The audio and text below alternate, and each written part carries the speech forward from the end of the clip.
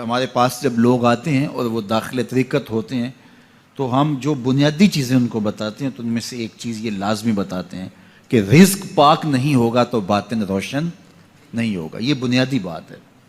اگر رزق پاک نہیں ہے تو میرے حضور نے ارشاد فرمایا کہ ایک بندہ سفر کر کے کعبۃ اللہ کے صحن میں پہنچتا ہے اور کعبے کے پردوں کو تھام رہا ہے, وہ یمد یدیہ, اور لمبے لمبے ہاتھ کر کے کہتا ہے اے اللہ, لیکن اس کا کھانا حرام ہے, اس کا پینا حرام ہے, اس کا لباس حرام ہے, وہ غزیہ بالحرام, اس کو غذا حرام سے دی گئی ہے. میرے حضور نے فرمایا اس کی کوئی دعا قبول نہیں ہوگی.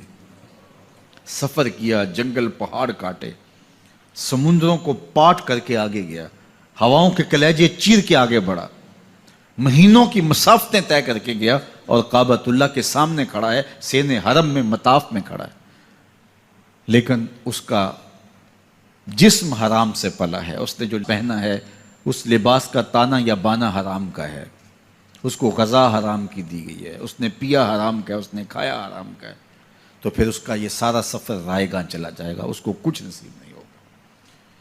تو سب سے پہلی شرط اس عنوان سے عقل حلال ہے.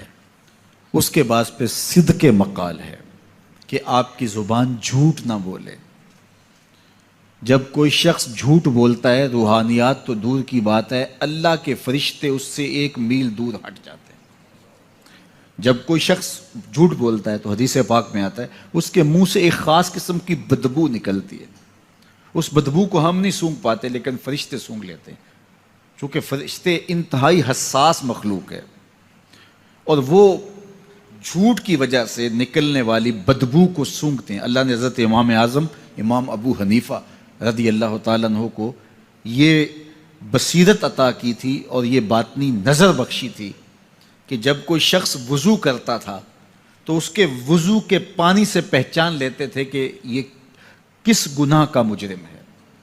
جب بندہ وضو کرتا ہے تو وضو سے ہاتھوں کے گناہ جھڑتے ہیں, منہ کے گناہ جھڑتے ہیں, تو وہ وضو کے پانی سے اس بات کو محسوس کرتے تھے. اللہ نے ان کو وہ بصیرت عطا کی تھی, لیکن انہوں نے اللہ کی بارگاہ میں عرض کی مالک مجھ سے یہ چیز چھین لے, یہ چیز مجھے نہیں چاہیے. لوگوں کے بارے میں جو ہے وہ ایسا گمان پھر پیدا ہوتا ہے. تو فرشتوں کو اللہ نے وہ حساس جو ہے وہ پاکیزہ وجود دیا, اور ان کی حس ایسی ہے کہ وہ بدبو جو انسان بولتا ہے اور لفظوں سے جو اثرات نکلتے ہیں وہ محسوس کرتے ہیں. تو جب کوئی شخص جھوٹ بولتا ہے تو اس کے جسم سے, اس کی زبان سے جھوٹ کے ساتھ بدبو نکلتی ہے. اللہ کے فرشتے 1 میل دور تک پیچھے ہٹ جاتے ہیں. تو مجھے بتائیے, جو شخص جھوٹ بولتا ہو کیا اسے کوئی روحانی مرتبہ مل سکتا ہے؟ یہ سوچا بھی نہیں جا سکتا, یہ امکانات سے ہی نہیں ہے. اللہ کے محبوب علیہ السلام سے پوچھا گیا کہ حضور کوئی مسلمان, کوئی مومن کیا بزدل ہو سکتا ہے؟ فرمایا نہیں, وہ بہادر ہوتا ہے, لیکن ہو سکتا ہے کبھی اس سے بزدلی بھی سرزد ہو جائے. انسانی کمزوری ہے, کبھی انسان بہت طاقت میں ہوتا ہے, کبھی انسان کمزور بھی پڑ جاتا ہے. فرمایا ہو سکتا ہے کبھی اس سے ہو بھی جائے. پھر پوچھا کہ بخل کر سکتا ہے؟ فرمایا نہیں, مومن سخی ہوتا ہے, لیکن ہو سکتا ہے کبھی اس سے بخل بھی ہو جائے. کبھی کبھی دولت اسے اچھی بھی لگنے لگ جاتی ہے. جس طرح فرمایا گیا کہ اولاد مبخلتن مجبنتن, یہ جو اولاد ہوتی ہے یہ بندے کو بخیل بھی بنا دیتی ہے اور بزدل بھی بنا دیتی ہے. جب اولاد نہیں ہوتی تو بندہ سخی بھی ہوتا ہے اور بندہ جو ہے وہ مشکل حالات میں بھی کود جاتا ہے, لیکن جب اولاد ہوتی ہے تو پھر مشکل حالات میں کودنے سے پہلے سوچتا ہے میرے بچے ہیں یتیم ہو جائیں گے. اس کو یہ خیال آتا ہے, پہلے ایسے مال لٹاتا ہے لیکن اولاد ہو جائے تو پھر وہ اولاد کا سوچتا ہے کہ ان کے لیے کچھ میں جمع کر لوں. تو اولاد فرمایا میرے حضور نے کہ مبخلہ و مجبنہ, یہ بخیل بھی کر دیتی ہے اور یہ کمزور اور بزدل بھی بنا دیتی ہے. تو مومن ہوتا بہادر ہے لیکن ہو سکتا ہے کبھی اس سے بزدلی بھی ہو جائے. مومن سخی ہوتا ہے لیکن کبھی ہو سکتا ہے اس سے بخل بھی ہو جائے. لیکن تیسرا سوال حضور سے پوچھا گیا کہ مومن جھوٹا ہو سکتا ہے؟ تو اس پہ 2 ٹوک کہا, نہیں جھوٹا نہیں ہو سکتا. یہ نہیں ہو سکتا کہ مومن ہو اور جھوٹا ہو, وہ سچ بولنے والا ہوگا. تو عقل حلال اور صدق مقال, یہ 2 خوبیاں جو ہیں یہ اہل اللہ کا طرائے امتیاز ہے, اور یہ مجھے اور آپ کو اختیار کرنی چاہیے. حضرت خلیل اللہ جب وادی غیر ذی زرع میں سیدہ ہاجرہ اور ان کے معصوم نونہال کو چھوڑ کر کے جانے لگے. ایسی وادی جہاں حیوانی وجود بھی نہیں تھا، نباتات بھی نہیں پائے جاتے تھے، پانی کا ایک قطرہ بھی دستیاب نہیں تھا. کالے سیاہ مہیب پہاڑ جیسے فولاد پگھلا کے ڈال دیا ہو. وہ وادی جہاں دن کو بھی خوف آئے، وہاں حضرت ہاجرہ نے راتیں بھی گزاری. کتنا دردناک لمحہ تھا. جب سحری کا وقت ہوا، حضرت خلیل اللہ دعائیں دے کے رخصت ہونے لگے. حضرت ہاجرہ سلام اللہ نے آگے بڑھ کے اپنے شوہر نامدار کا دامن پکڑ لیا.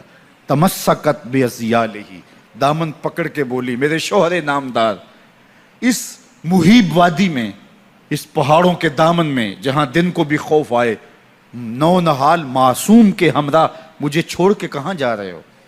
حضرت خلیل اللہ نے کوئی جواب نہیں دیا. پھر قدم اٹھایا تو زوجہ نے پھر دامن پکڑا، پھر وہی سوال، پھر کوئی جواب نہیں آیا. تیسری مرتبہ دامن پکڑا، خلیل اللہ کی جانب سے کوئی جواب نہیں آیا. تو خاتون خود بولی، کیا اللہ کا حکم تو نہیں؟ تو حضرت خلیل اللہ نے کہا، نعم، ہاں اسی کا حکم ہے. حضرت ہاجرہ نے دامن چھوڑ دیا، کہا جائیے، خیر سے جائیے، اگر اس کا حکم ہے وہ ہمیں ضائع نہیں ہونے دے گا. جہاں دن نہیں گزارے جا سکتے تھے، پھر اس خاتون نے وہاں راتیں بھی کاٹی. وہ وادی جس میں وحشت بھی قدم رکھتی تھی ڈر ڈر کے، جہاں پھرتے تھے آوارہ تھپیڑے بادے سر سر کے، جہاں پر گھاس اگتی ہے، جہاں نہ پھول کھلتے ہیں، مگر وہ سرزمین ہے آسماں بھی جھک کے ملتے ہیں. اپنی پاک باز بیوی اور نونہال بیٹے کو چھوڑ کے حضرت خلیل اللہ دعائیں دے کے رخصت ہو گئے. تھوڑا سا توشہ تھا، 2-1 دن کے بعد ختم ہو گیا. پھر ماں کی چھاتی سے دودھ بھی خشک ہو گیا. نونہال پیاس سے تڑپنے لگا. ماں تو پھر ماں ہوتی ہے، تڑپتی ہوئی ممتا کا دل بے قرار ہوا. ایک پتھر کے سائے میں معصوم اسماعیل علیہ السلام کو لٹایا اور پانی کی تلاش میں جبل صفا پہ چڑھی. اطراف میں آسمانوں کی طرف دیکھا، کہیں کوئی پرندے اڑتے دکھائی دیں اور پانی کا نشان ملے اور میں وہاں سے بیٹے کے لیے 2 بوند لے آؤں، لیکن کچھ دکھائی نہیں دیا. تا حد نظر پھیلا ہوا آسمان ہی آسمان ہے اور پہاڑ ہی پہاڑ نیچے دکھائی دیتے ہیں. پھر مروہ پہ آئیں، درمیان میں نشیبی جگہ تھی، وہاں بیٹے کا من موہنا چہرہ دکھائی نہیں دیتا تھا. دوڑ کے گزری اور جا کے صفا پہ گھوم کے دیکھا، کچھ نظر نہیں آیا. ادھر بھی دیکھ لیا، ادھر بھی دیکھ لیا، لیکن ماں تھی. پھر دوبارہ صفا پہ آئی، صفا پہ دیکھا، کچھ دکھائی نہیں دیا. پھر تڑپ کے مروہ پہ آئیں، وہاں پھر دیکھا، کچھ دکھائی نہیں دیا. پھر صفا پہ آئی، کبھی صفا پہ کبھی مروہ پہ. تڑپتی ہوئی ماں کی ممتا، بے قرار دل. ادھر پانی کی پیاس سے تڑپتا ہوا معصوم اسماعیل پتھر کی اوٹ میں. درمیان سے ماں گزرتی ہے تو بھاگ کے گزرتی ہے کہ بیٹے کا من مونا چہرہ بھی نگاہوں کے سامنے رہے. ذرا منظر تو دیکھو کتنا دل آویز ہے. اللہ اکبر، سینوں میں پتے پانی ہو جائیں، پتھر بھی ہو تو پگھل جائے اس زہرہ گداز داستان سے. لیکن اللہ پر توکل اور ماں کی بے قراریاں، کبھی صفا پہ کبھی مروہ پہ، زبان پہ شکایت نہیں ہے. پھر جب مروہ پہ پہنچتی ہیں، 7 چکر مکمل ہو گئے، تو ادھر کیا دیکھا کہ معصوم اسماعیل ایڑیاں رگڑ رہا ہے. ماں کا دل ڈولنے لگا کہ بیٹا آخری لمحوں میں. دوڑی کہ بیٹے کو جا کے اپنی چھاتی سے چمٹاؤں، ہو سکتا ہے 2 قطرے دودھ کے اس کی زندگی کی آس بندھا دیں. تو ماں دوڑتی ہوئی آئی، لیکن جب قریب آئی تو منظر بدلا ہوا تھا. معصوم کی ایڑیوں کے رگڑنے سے تازہ چشمہ پھوٹ رہا ہے. پانی ہے کہ بے قابو ہونا چاہ رہا ہے. آگے بڑھی، جلدی جلدی مٹی کی منڈھیری کرتے ہوئے کہا، زم زم، رک جا رک جا. اللہ اکبر. ہاجرہ سلام اللہ علیہا نے حضرت اسماعیل کی محبت اور اپنے رب پر توکل کی انوکھی اور البیلی داستان رقم کی. کہا، ہاجرہ تو نے بھی حد کر دی، لیکن قیامت تک تیری راہوں کو بھی جلوہ گاہ بنا دیں گے. یہاں نبی بھی دوڑیں گے، ولی بھی دوڑیں گے، غوث بھی دوڑیں گے، کتب اور ابدال بھی دوڑیں گے، شہنشاہ بھی دوڑیں گے، کج کلا بھی دوڑیں گے. یہ دوڑنا ہم عبادت بنا دیں گے. حتیٰ کہ امام الانبیاء بھی ان راہوں کی سائی کرتے رہے. عجیب رنگ، عجیب منظر اور عجیب کیف کا عالم. اچھا، یہاں رک کے ایک بات کرنا چاہوں گا، اگر آپ کی توجہ ہو. جہاں حضرت ہاجرہ دوڑیں اور ان کے مبارک قدم وہاں لگے اور لگ کے ہٹ گئے، عارضی نسبت ہے، مستقل نسبت نہیں ہے. جہاں ان کے قدم لگ کے ہٹ گئے وہ جگہ تو جلوہ گاہ بن گئی، اور جہاں حضور خود جلوہ فرما ہیں وہ گنبد خضرا جلوہ گاہ کیوں نہیں ہو سکتا ہے؟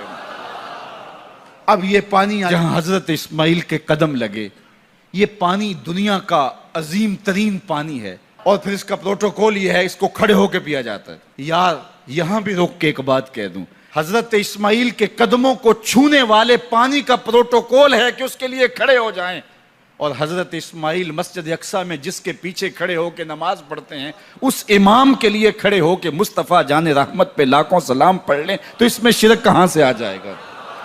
تو یہ تکریم ہے، یہ عزت ہے اس پانی کی کہ اس نے حضرت ذبیح اللہ کے قدم چھوئے ہیں۔ تو یہ سارا حج، اللہ اکبر، ہمیں ہمارے ماضی سے جوڑتا ہے۔